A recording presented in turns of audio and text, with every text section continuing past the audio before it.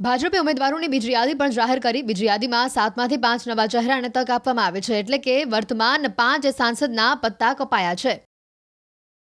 સાબરકાંઠાથી દીપસિંહ રાઠોડને હટાવી ભીખાજી ઠાકોરને ટિકિટ અપાઈ, તો અમદાવાદ પૂર્વથી હસમુખ પટેલને રિપીટ કરાયા છે। ભાવનગરથી ભારતીબેન શિયાળનું પત્તું કપાયું છે અને નીમુબેન બાંભણિયાને ટિકિટ અપાઈ છે। વડોદરાથી રંજનબેન ભટ્ટ રિપીટ થયા છે। છોટાઉદેપુરથી ગીતાબેન રાઠવાની ટિકિટ કપાઈ છે, તેમના સ્થાને છોટાઉદેપુરથી જશુભાઈ રાઠવાને ટિકિટ અપાઈ છે।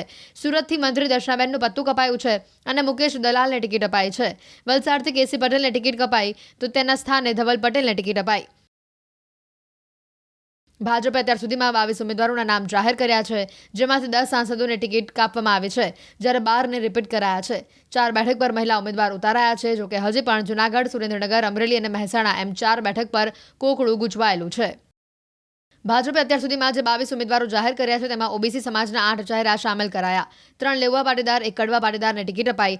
એસસી સમાજના 2 ઉમેદવાર ઉતારાયા છે। ભાજપે 3 ઠાકોર નેતાને ટિકિટ આપી છે। કોળી સમાજમાંથી 1 નેતાને ટિકિટ, તો 5 બેઠક પર આદિવાસી ઉમેદવારને મેદાન ઉતારાયા છે।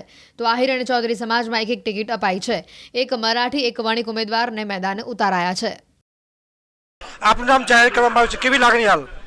ખૂબ હર્ષની લાગણી અનુભવું છું કે મારા જેવા એક ભારતીય જનતા પાર્ટીના હદના કાર્યકર્તાની જ્યારે પસંદગી થઈ છે, એટલે ખૂબ હર્ષની લાગણી અનુભવું છું। અને હું કેન્દ્રીય નેતૃત્વ, આપણા રાજ્યનું નેતૃત્વ એટલે પ્રદેશનું નેતૃત્વ અને મારા બંને જિલ્લાના સંગઠનના તમામ હોદ્દેદારોનો ખૂબ ખૂબ આભાર માનું છું કે મારા જેવા કાર્યકર્તાની પસંદગી કરી છે। અને સૌ કાર્યકર્તાઓને સાથે લઈ અને હું આ લોકસભાની જે સીટ છે એ 5 લાખની વધુ લીડથી હું જીતીશ એવો આશાવાદ વ્યક્ત કરું છું। જ્યારે 1981માં ભારતીય જનતા પાર્ટીમાં જોડાયો ત્યારે મને કલ્પના પણ નહોતી કે હું કોર્પોરેટર બનીશ કે સ્ટેન્ડિંગ કમિટી ચેરમેન બનીશ, પણ એક કોંગ્રેસ વિરુદ્ધ કટ્ટર મારી ભાવના હતી, ઇન્દિરા નેહરી ગાંધી ફેમિલી વિરુદ્ધ કટ્ટર મારી ભાવના વર્ષોથી રહેલી હતી, તેને હું ઉજાગર કરવા માટે અને હું તે દિવસે ભારતીય જનતા પાર્ટી જોડાયો ત્યારે મને કદી કલ્પના નહોતી કે મને મારા જેવા સામાન્ય માણસને Bharatiya Janata party member of parliament સુધી પહોંચાડશે। આ વખતે 100% 6-6.5 લાખની ઉપર મેં લીડ ભારતીય જનતા પાર્ટી અમે મેળવીશું। આનંદ પટેલ કે કોઈ પણ કેન્ડિડેટ મારો કોઈ ચેલેન્જ નથી।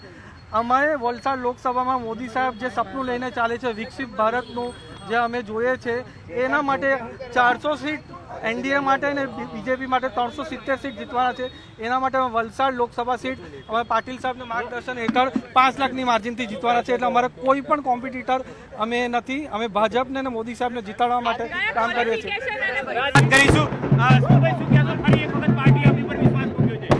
ભારતીય જનતા પાર્ટીના રાષ્ટ્રીય નેતૃત્વ મોદી સાહેબ, શાહ સાહેબ, નડ્ડાજી, પ્રદેશ નેતૃત્વ માન્ય મુખ્યમંત્રી શ્રી પાટીલ સાહેબ, રત્નાકરજીને અમારા શહેર સંગઠનના નેતૃત્વએ મારા વિશ્વાસ વ્યક્ત કરીને જે પૂર્ણ જવાબદારી આપી છે એ બદલ સમગ્ર પાર્ટીનો, નેતૃત્વનો અને મારા લાખો દેવદુર્લભ કાર્યકર્તાઓનો આભાર માનું છું।